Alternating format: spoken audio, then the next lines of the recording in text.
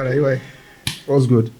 Yeah, good. So, this same topic that has always been fascinating. Design. Yeah, I mean, I think it's beginning to, design is beginning to come to the fore now. Unlike the way, it used to be hidden under advertising. I think we've been in this industry now for like a decade. Yeah. And, comparing what design was 10 years ago to what it is now, especially when the startups, started coming to fore. So there's product design, talking about UI, UX, and all the likes. So I think there's this pull outside advertising.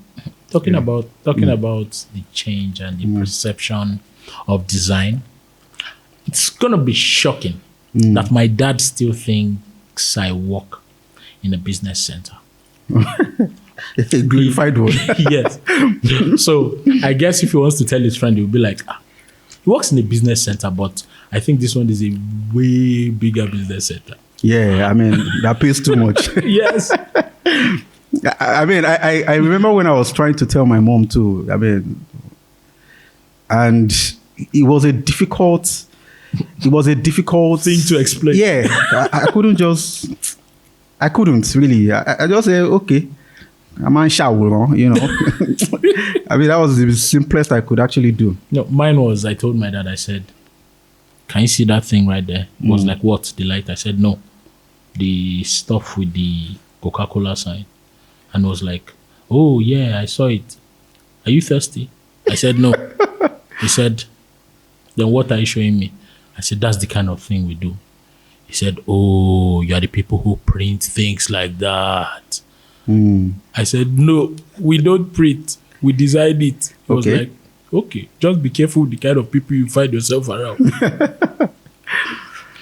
But the important thing about design is that the meaning with time is now beginning to evolve. Yeah, I mean, lately I just realized that, design is a tool for communication. I mean, design is communication in itself. Exactly. If you want to open a door, I mean, they don't have to tell you to pull the handle, either pull towards you or push away to actually, make an entrance or make an exit. So those little things that we actually overlook. Some people actually sat down and, brainstormed of how simple they could make it look for humans to be able to interact with it. And everything that is around us, everything was designed. Exactly. So the first example that even comes to mind about human experience design was, funny enough, I was looking at this pistol. We call it Omodo in Yoruba. Yeah. And I just, because now as designers, we tend to like overanalyze things and just want to see the sense in things. So looking at that piece of wood, you discover that there is a perfect symmetry on both ends. Yeah. And there is a reason why that is like that. On the other hand, the way the wood has been finished, it's hand-friendly. Yeah. So probably it wasn't called design then, but design has actually been in existence long time ago. Long ago. And we're talking about real, perfect, human-centered design. So, I mean, to buttress what you just said, and I think, it might not actually start like that. It might not actually, probably the first person that created or designed the pestle probably didn't end up like that. Yeah. So there were a series of tests and feedback. Okay, it could be better. Oh, okay, maybe they started and it was slippery. Maybe they started and he injured somebody. Yeah. So all those feedbacks, they kept it and put it back into the design process. Yeah. Till we got to what we currently have. So over time, design actually helps modify a product or just simply makes it better. And that's why you see over time also. So for example, I look at all the Honda Accord cars.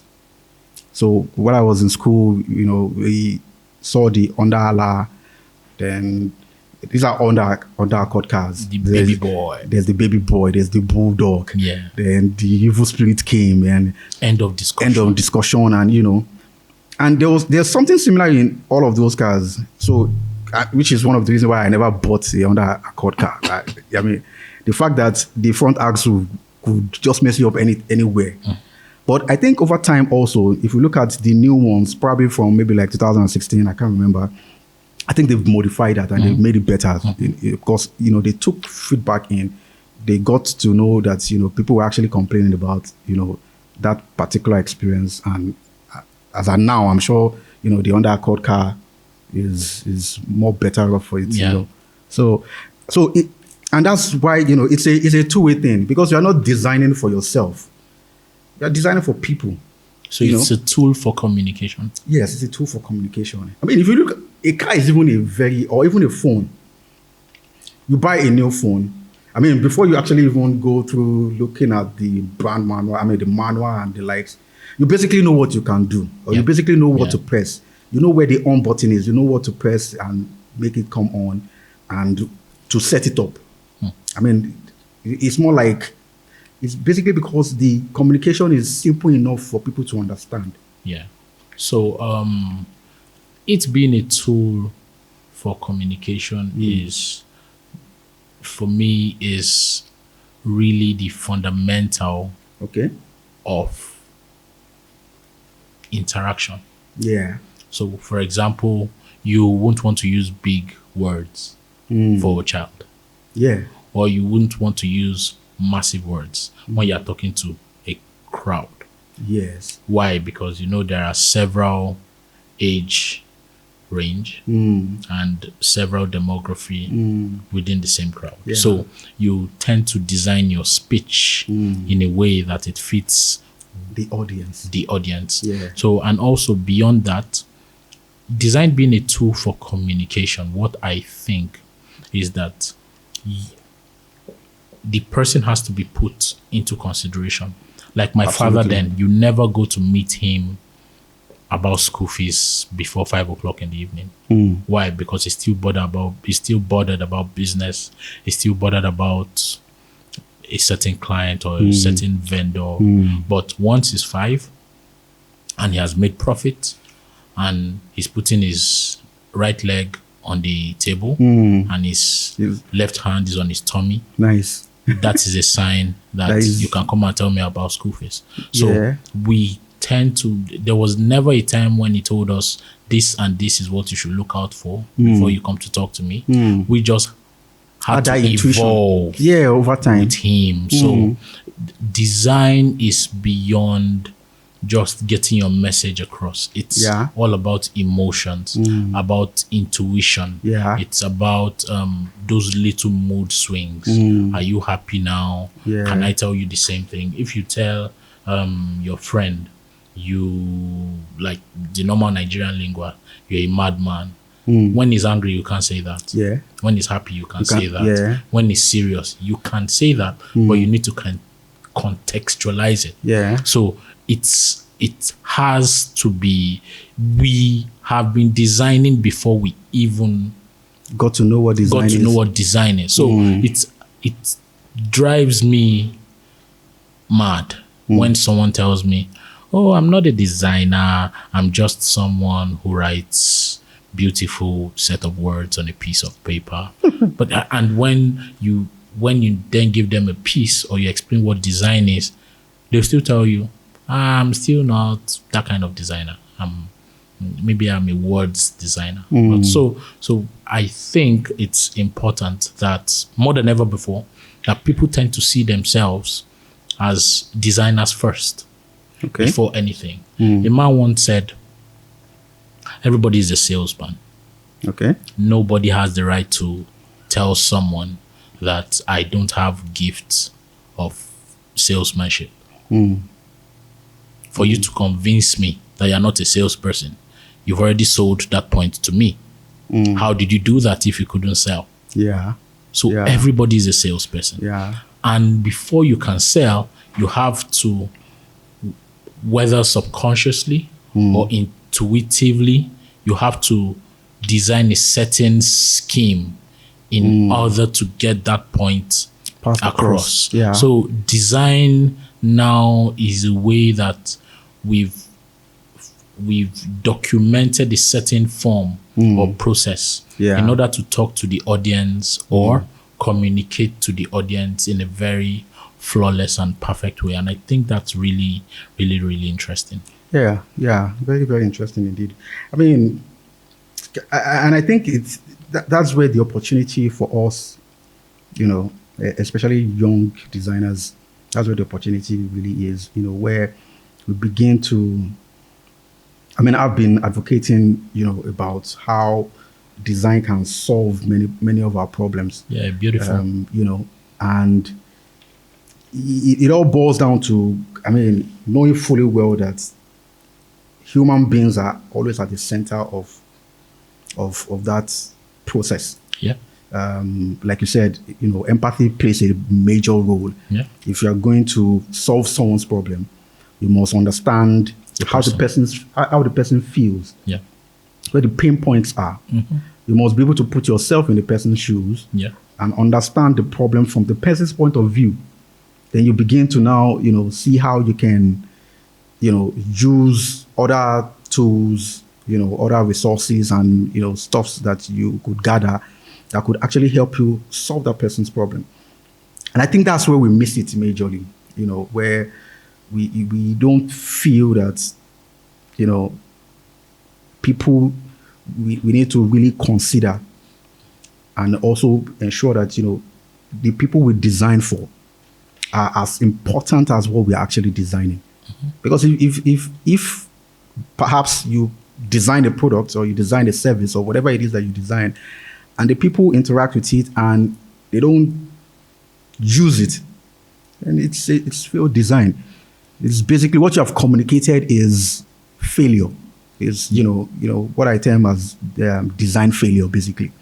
Yes. And what I actually why I agree with that so much is that convention is the reason why we can be put out of business. And the convention has always been, what is the problem and how can I solve it? So the user needs X product to maybe the user needs a light switch, and you as a designer just created a light switch. Okay. That is basic. That is what a machine will do. Yeah. Because if the user can key it into a computer or into a 3D printer, that's the same thing the 3D printer will print out. It will print out a solution. Yeah. But what designers or human-centered designers will do is, first of all, okay, he wants a light switch. So the empathy part of the process is them getting into the psyche of that person.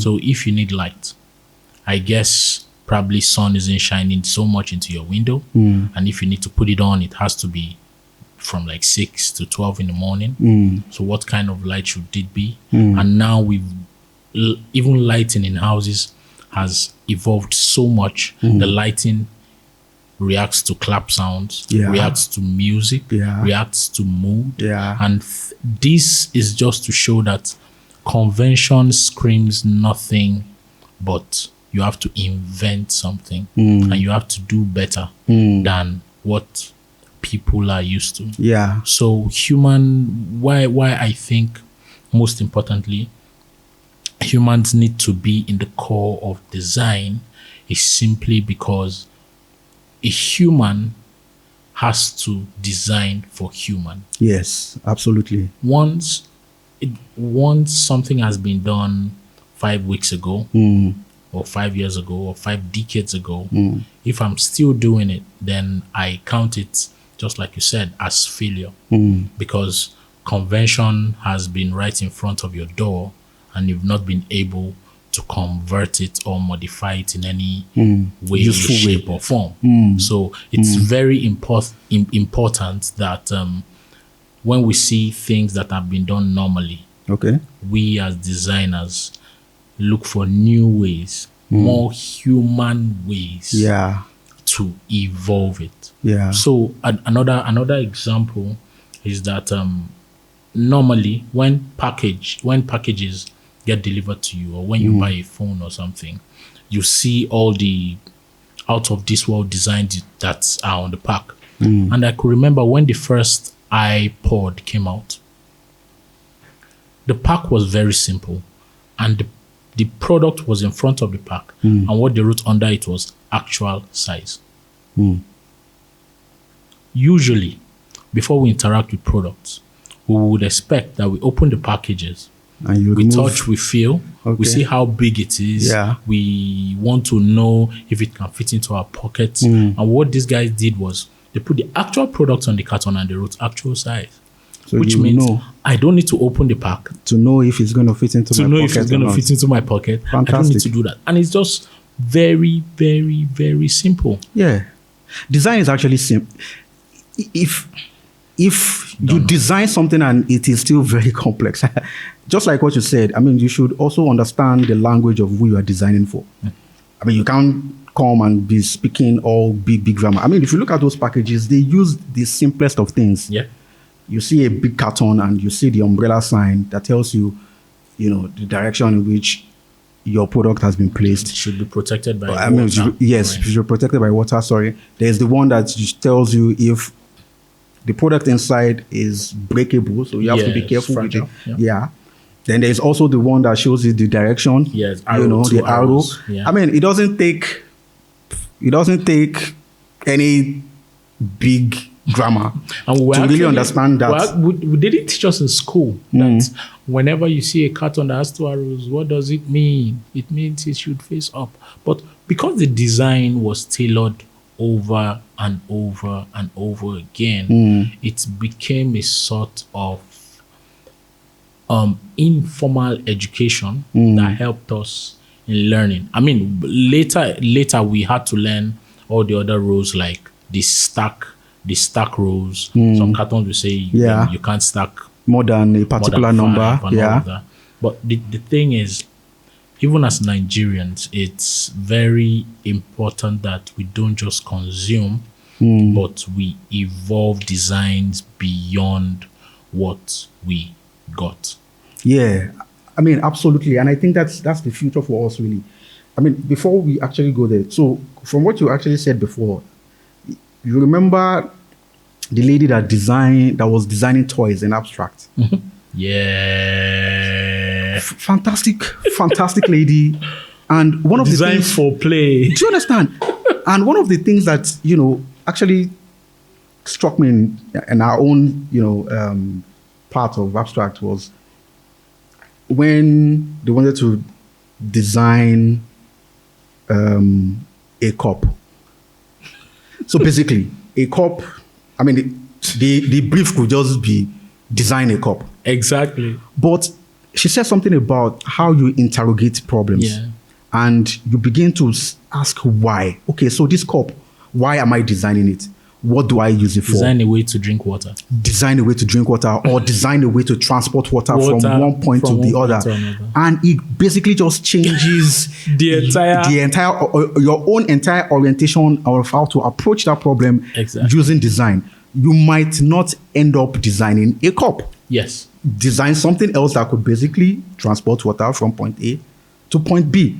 And I think that interrogation is very important in how we design. For Especially humans. so design for Nigerians, for example, we need to start interrogating the problems more and asking why. Yeah. Why? You said something about someone you want to design light. So why do I need the light? Okay. Why do I need this particular type of light? Why am I using the light? I mean, you could just ask as many stupid questions that could actually lead you Yeah. in a direction, that actually just, would give you, or just, plunge you into a world of enormous creativity. Yeah, yeah. So, more in that light, especially when it comes to designing for Nigerians. Nigerians are, for now, I think we still have a bit of that consumption habit. I don't think we have a bit. I think we have a lot. I think we have a lot. Politically correct. I know. I won't. I'm sorry. I mean, I'm not going to be politically correct about that. We consume a lot of substandard products. Okay, so for example, some years ago, I was trying to do research about why we got to this point, and I discovered that, most of the things we consume, most of those things come from Asia. About 52%, more than 52% of what we consume comes from Asia, mostly from China and South Korea. Yeah. Then about 30-something% comes from Europe, then a lesser percent from America. Yeah. And if you look at it, these things deplete our standard of living. Yeah, and we are used to it. So look at it this way. This is a typical analogy. You buy light, for example, and it's China made. Or the normally, if you buy original, they will tell you it. Let's say it will last. Let's say it will last 5 years. So in your mind that you have invested in buying light that will last 5 years. So in 5 years, every other money you're supposed to be spending changing that light, you would divert it to something else. Now, if you buy China made, which would last maybe a month, You buy 12. exactly. So 12 times 5, you're going to buy 60 in 5 years. So the money that you're supposed to be investing in other things And time. and time. And it's also a waste of emotions, because you are watching your TV, then the bulb begins to flicker. Or it just goes then- off. So even if we are meant to calculate the inconvenience, it's way beyond value to value for product. Yeah. It's disheartening, really. So and what I think is also very, very important about Nigerians and their consumption habits is that it even goes beyond substandard product. So we are also a nation that are most times carried away by something that has been defined by someone else. Okay. So, for example, there's a speaker that is worth, let's say, 2 million naira, for example. I get bang and losing. Exactly. I didn't just want to mention the name of the brand. So, in Nigerian, we'll just be like, I like it. Why? I don't know. I just like it. But if you dig deep, you find out that the reason why he likes it is because he knows that for status sake, it is more difficult for other Nigerians to afford this. And when I scroll through Instagram and I check the pages of architects and interior decorators, you discover that these people, when they design the interiors of people who can afford these things, the house is designed like a vault. You just see expensive painting, expensive speakers, expensive TVs, there is no priority in the design. So I think what happens is, because someone has called this thing expensive, then this man would like it. I think because the TV is expensive, this man would like it. There is no conversation between the product in the house. Everybody needs attention. The chair is gold. The rug is golden. The chandelier is shouting. The TV is so big that you see the chandelier and the chair in the room. And everything is just struggling for attention. So I think, and I'm also glad that little by little, Nigerians are beginning to see the role of design. Yeah. And few people here and there are coming up with concepts that are tailored for Nigerians. You have people making shoes. Yeah. You have people making candles. You have people making bags. You have people making belts and so on. And I think there's no better time than now to come up with things like that, because coming up with them, they've already considered the kind of country and the peculiarity of the people. So I think it's a I also I agree with you, and I also think that also gives us an opportunity to begin to study our people, know the kind of people we are. I mean, Nigerians are loud. We like status, like you said, some people call us noisemakers. We talk a lot and all of those things. I think we can begin to now start using those things as advantages. Yes. To and nuances to create our product. Exactly. Yeah. Because these are insights, and if you look at how products are actually designed, I mean, if we really care about our people, and I think that's another problem that we have, we really don't care about our people enough. I mean, my own personal opinion. Now, I wouldn't be political about that. We don't care about our people. Do you understand? I mean, you don't care. If we actually care about people and we care about ourselves, and you understand some basic principles that govern life itself, like stuff like live and let live. Yeah. You understand that when you buy your own generator, you don't put it next to the window of your neighbor just because he's an inferior person. Do you understand? And you put it on there, the noise will be disturbing them, and you will be sleeping. You understand? So this kind of things. So we need to also we need to start considering our behavior and start looking at how to use it, channel that energy to actually start creating products and services and the likes. Yeah, makes sense. And I think it's also important that Nigerians are very peculiar. So no doubt. We don't just move on to a product because it's new. We are very, very funny in our choice. Before we move on to something, or before we decide to take a new way, it has to check the box of religious belief. It has to check the box of what's our belief system or our operating system. And finally, it has to check that box of value. So that's why some products that are obviously better all around the world, they get here and they are not as better. Then my Chinese friends, they see that product, they input these nuances we've spoken about, they push it back into the system, and it becomes everywhere blows. Yeah, exactly. See techno, for example. Yeah. A typical example for what you just said. So, for example, a Mercedes-Benz and a Toyota Prado. Yes. Which one is more expensive? Mercedes-Benz. I mean, before Mercedes-Benz becomes what it is now. And you see, people respect people with Prado more than people, because they believe if you use an SUV. Oh, I thought I was the only one who saw that. Yeah, I mean, it's basically our behavior. So, and I think all of these things, it's right there in front of us.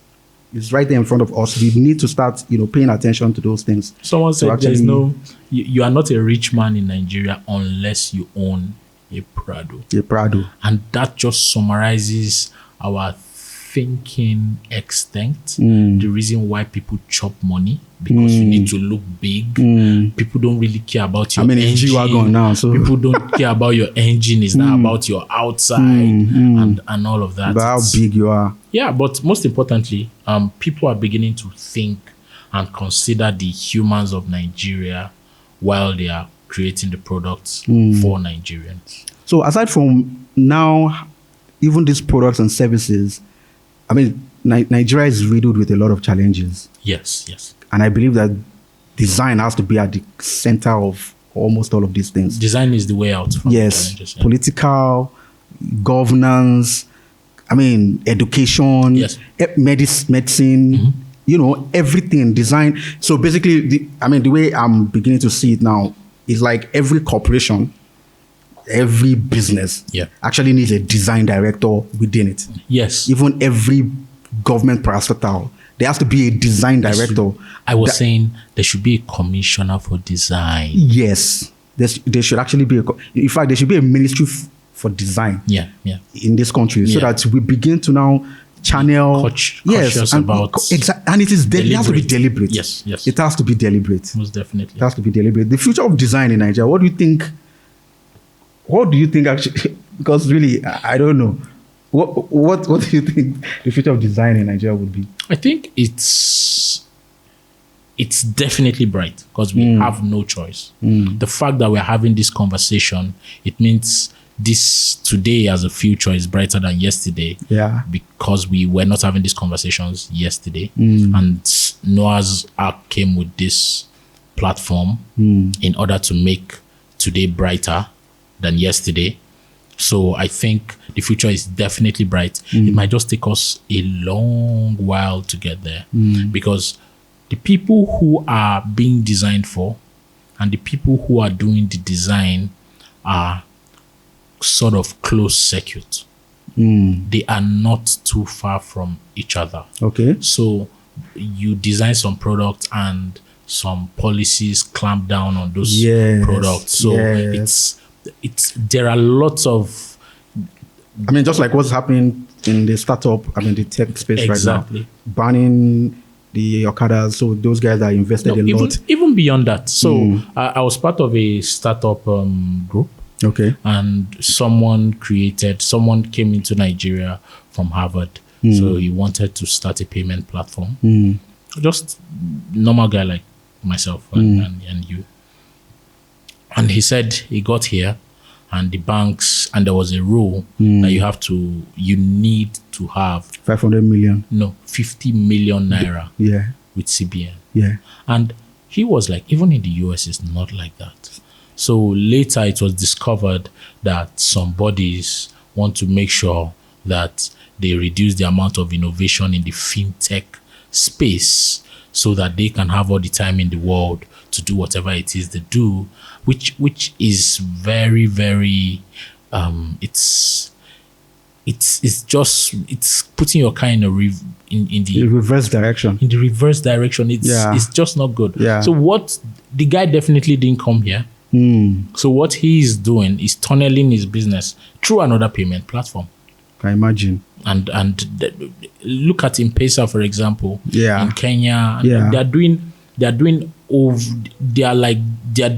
like 46% of the GDP, and that is outstanding. Outstanding, yes. And it is.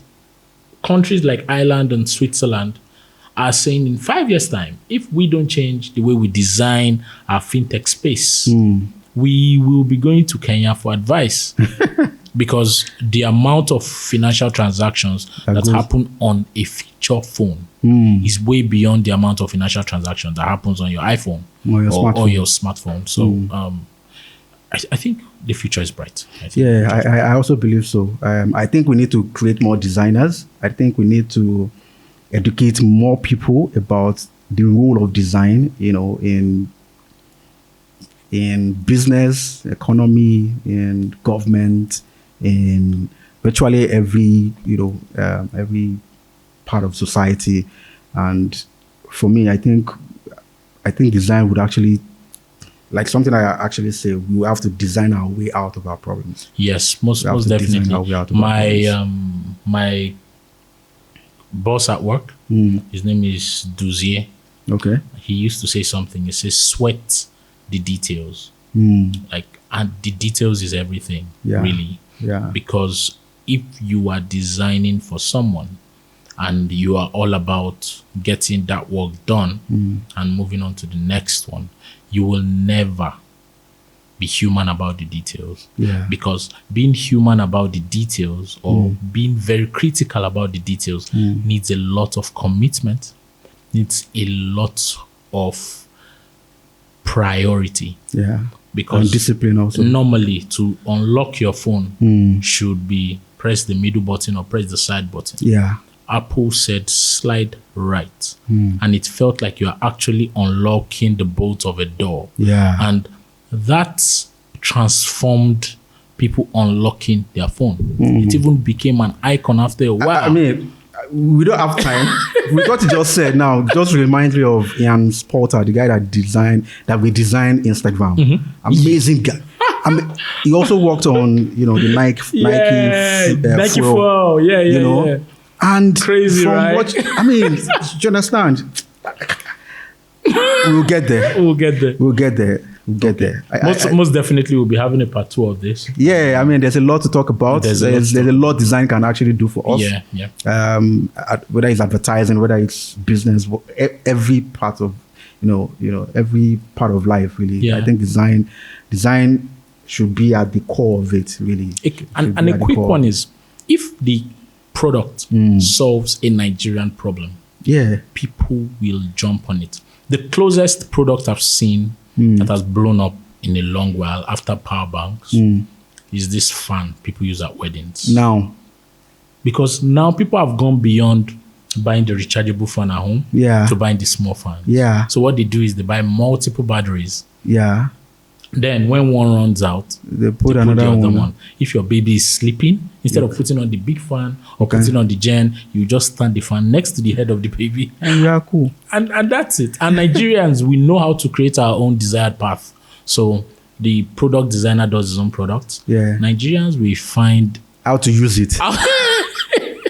And that is feedback that has to, pay attention so to. It's a very important topic, and I hope we get another chance to actually do this. I'm sure. I mean, I hope we actually get another chance. There's a lot that we could talk about in terms of design, human-centered design. And I think people need to start paying attention to that. Really, we need to start paying attention to ourselves. And really get the insights so that we can design better products. Design our own indigenous, original, products that we could even export. That could actually place us and give Nigeria more value. In the community of nations. So, Ayo Ishola, I mean, it's a pleasure seeing you again. And we'll see again. Of course. I mean, we know how we always see outside and talk. So So thank you very much, and thank you to Nazak for giving us this platform. Nazak for giving us the opportunity. Truly. I mean, it's the bomb.